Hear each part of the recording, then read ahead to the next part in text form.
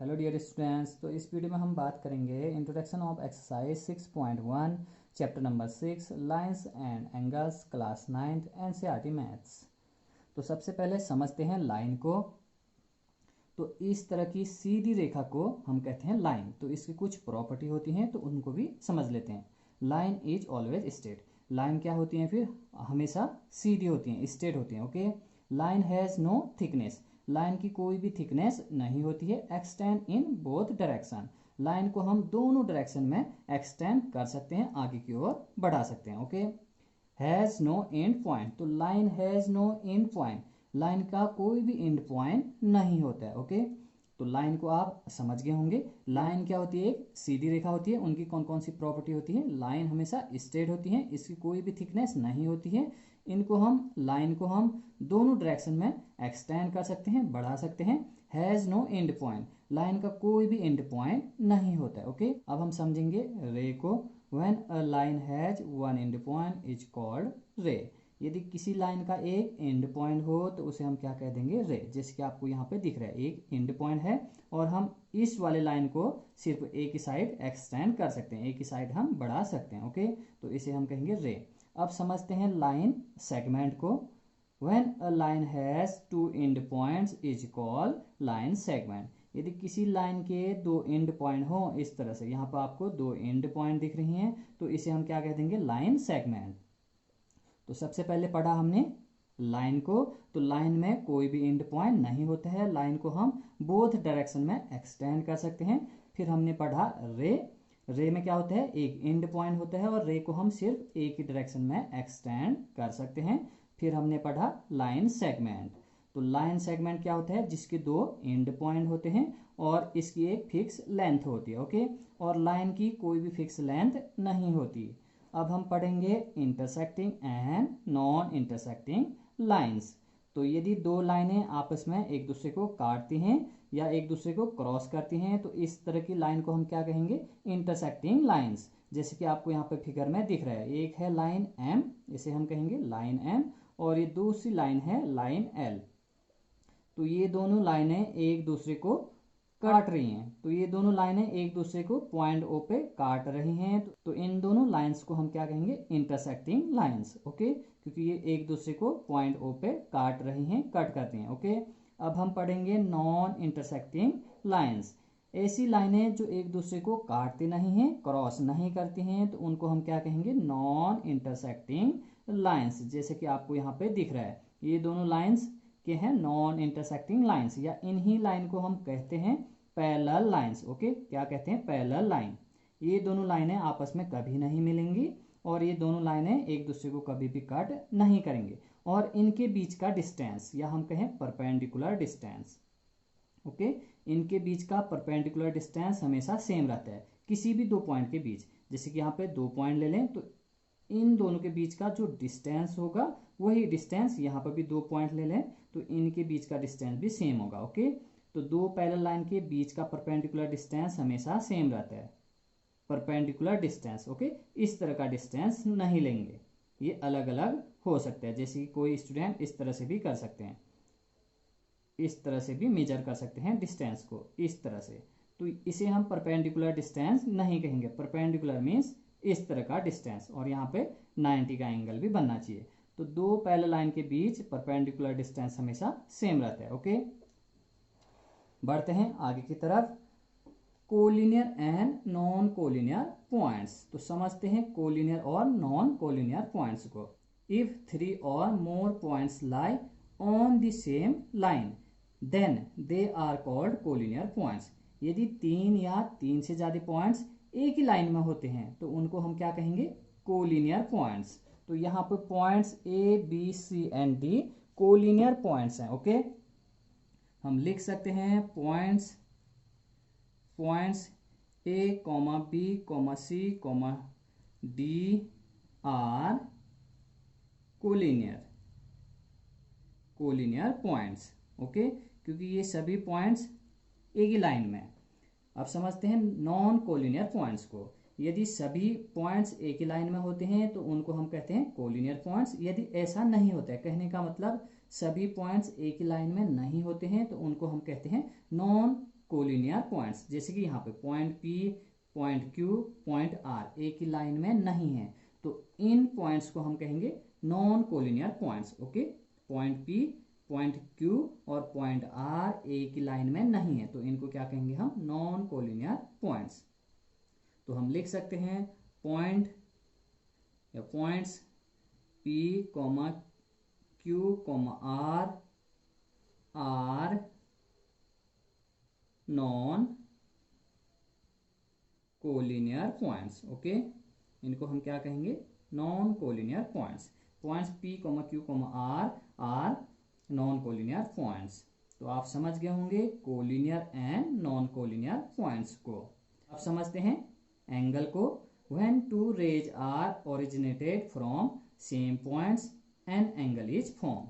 यदि दो रे एक ही पॉइंट से निकलती हैं या सेम पॉइंट से निकलती हैं, दोनों रे, एक रे ये वाला है और एक रे ये है, ये दोनों रे एक ही पॉइंट से या सेम पॉइंट से निकल रही हैं, तो यहाँ पे क्या बनता है? एंगल। तो इसे हम क्या कह देंगे? एंगल।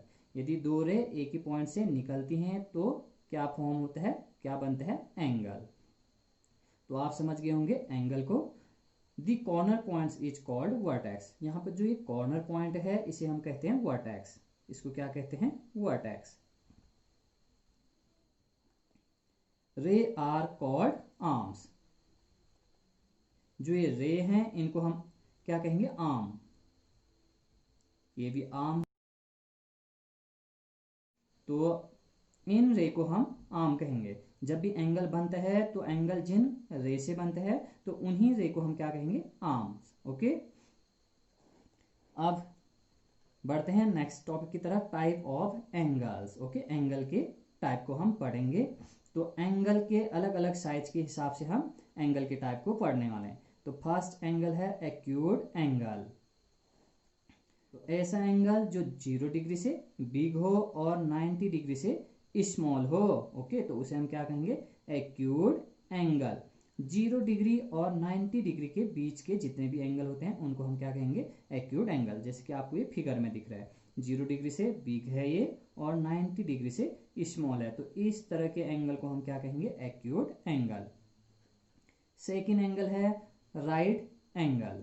तो 90 डिग्री के एंगल को हम क्या कहते हैं? Right angle. जैसे कि आपको फिगर में दिख रहा है, इसे हम कहते हैं 90 डिग्री। तो 90 डिग्री के एंगल को क्या कहेंगे? Right angle.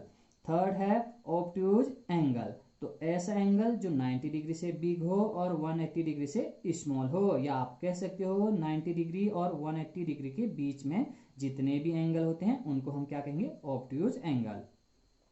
जैसे कि आपको ये फिगर में दिख रहा है, ये है 90 डिग्री से बिग। एक बार और बना देते हैं इसको। यहाँ से यहाँ इतने एंगल को हम 90 डिग्री कहते हैं, इससे थोड़ा सा ज़्यादा यहाँ पर हमने इस साइड को रे ड्रॉ करा है इस फिगर में, तो ये 90 डिग्री से बिग हो गया। ओके, तो 90 डिग्री से बिग जो भी एंगल होंगे और 180 से स्मॉल, तो उनको हम क्या कह देंगे? Obtuse angle. ओके, देखते हैं नेक्स्ट टाइप। फोर्थ टाइप है एंगल का स्ट्रेट एंगल। तो 180 डिग्री के एंगल को कहा जाता है स्ट्रेट एंगल, और 180 डिग्री का एंगल बनता है एक सीधी लाइन में, स्ट्रेट लाइन में। ओके, तो स्ट्रेट एंगल किसे कहेंगे? 180 डिग्री के एंगल को हम स्ट्रेट एंगल कहते हैं, या एक सीधी लाइन में जो भी एंगल बनता है उसी को हम क्या कहेंगे? Straight angle. राइट। नेक्स्ट है रिफ्लेक्स एंगल। तो 180 डिग्री से बिग और 360 से स्मॉल जो भी एंगल होंगे उनको हम क्या बोलेंगे? Reflex angle. जैसे कि आपने स्ट्रेट एंगल पढ़ा, ये यहाँ से यहाँ तक था 180 डिग्री, अब यहाँ से थोड़ा सा और नीचे, यहाँ से यहाँ तक तो 180 डिग्री था। ओके, मान लीजिए इसे डॉट डॉट कर दे रहे हैं, यहाँ से यहाँ तक 180, अब 180 से बिग थोड़ा इससे नीचे, तो इस एंगल को हम क्या बोलेंगे? Reflex angle. 180 डिग्री से बिग और 360 से स्मॉल। तो रिफ्लेक्स एंगल कैसे एंगल होते हैं? 180 डिग्री से बिग वाले एंगल और 360 डिग्री से स्मॉल जो भी एंगल होंगे उनको हम बोलेंगे रिफ्लेक्स एंगल। ओके, यदि आपको रिफ्लेक्स एंगल फाइंड करना हो तो हम इस वाले फॉर्मूले को यूज करेंगे। ये आपके एक्सरसाइज में भी यूज होगा, ये वाला formula. Reflex angle equal to 360 minus interior angle. इस वाले फिगर में हम इसे कहेंगे इंटीरियर एंगल, और बाहर वाले एंगल को हम कहेंगे रिफ्लेक्स एंगल। ओके, तो यदि आपको रिफ्लेक्स एंगल फाइंड करना हो तो कैसे फाइंड करेंगे, 360 माइनस इंटीरियर एंगल। यदि इस इंटीरियर एंगल को हम कह दें 30 डिग्री, तो यदि आपको रिफ्लेक्स एंगल फाइंड करना हो तो इस फॉर्मूले में आप इंटीरियर एंगल की वैल्यू रख दोगे, तो आप रिफ्लेक्स एंगल फाइंड कर सकते हो। रिफ्लेक्स एंगल इक्वल टू क्या होता है, 360 डिग्री माइनस इंटीरियर एंगल। तो इंटीरियर एंगल कितना है यहाँ पे 30 डिग्री। तो सब्ट्रैक्ट करें, 360 में से 30 को सब्ट्रैक्ट करना है तो कितना आएगा 330 डिग्री। तो इस तरह से आप रिफ्लेक्स एंगल को फाइंड कर सकते हो। नेक्स्ट टॉपिक है कॉम्प्लीमेंट्री एंगल्स। तो यदि दो एंगल का सम 90 डिग्री होता है तो उन दोनों एंगल्स को हम कहेंगे complementary angles. When the sum of two angles is 90 degree then they are called complementary angles. Okay, यहाँ पर देखें दो एंगल हैं ए बी सी, ये है 60 डिग्री, और दूसरा एंगल है कोई पी क्यू आर, ये है 30 डिग्री। तो आप ध्यान से देखें, angle A B C plus angle P Q R equal to कितने हैं 90 डिग्री, क्योंकि ए बी सी है 60 degree plus P Q are कितने हैं 30 डिग्री, दोनों को ऐड कर दोगे तो कितना आएगा 90 डिग्री। तो हम इन दोनों एंगल को ए बी सी और पी क्यू आर को हम क्या कह सकते हैं, कॉम्प्लीमेंट्री एंगल्स। ओके, क्योंकि इन दोनों का सम कितना है 90 डिग्री। नेक्स्ट है सप्लीमेंट्री एंगल्स। यदि दो एंगल का सम 180 डिग्री होता है तो उन दोनों एंगल्स को हम कहते हैं supplementary angles. When the sum of two angles is 180 degree then they are called supplementary angles. तो फिगर से भी आप समझ सकते हैं, यहाँ पर एंगल ए बी सी है 110 डिग्री और एंगल पी क्यू आर है 70 डिग्री, तो इन दोनों का सम कितना है 180 degree. Okay, since angle A B C plus angle P Q R equal to कितना है 110 degree plus 70 degree, that is 180 degree. Okay, इन दोनों का सम कितना आ गया फिर 180 डिग्री। तो हम एंगल ए बी सी और एंगल पी क्यू आर को क्या कहेंगे, सप्लीमेंट्री एंगल्स। ओके, तो आप समझ गए होंगे कि कॉम्प्लीमेंट्री एंगल्स किसे कहते हैं और सप्लीमेंट्री एंगल्स किसे कहते हैं। यदि दो एंगल्स का सम 90 डिग्री होता है तो उन दोनों एंगल्स को हम कहते हैं कॉम्प्लीमेंट्री एंगल्स। यदि दो एंगल का सम 180 डिग्री होता है तो उन दोनों एंगल्स को हम कहते हैं supplementary angles. Okay, next topic है adjacent angles. Two angles are called adjacent angles when they have one common vertex and one common arm। तो दो एंगल कब एडजेसेंट एंगल कहलाएंगे, यदि उन दोनों का एक कॉमन वर्टेक्स हो और एक कॉमन आर्म हो। जैसे कि यहाँ पे एंगल x है और एंगल y है, इन दोनों में एक कॉमन वर्टेक्स है b। ओके, इसे क्या कहेंगे कॉमन वर्टेक्स, कॉमन वर्टेक्स। और इन दोनों में एक कॉमन आर्म भी है, कौन सा, ये वाला। ओके, दोनों एंगल के लिए ये वाली जो रे है वो कॉमन है, ठीक, तो इसे हम कह देंगे कॉमन आर्म।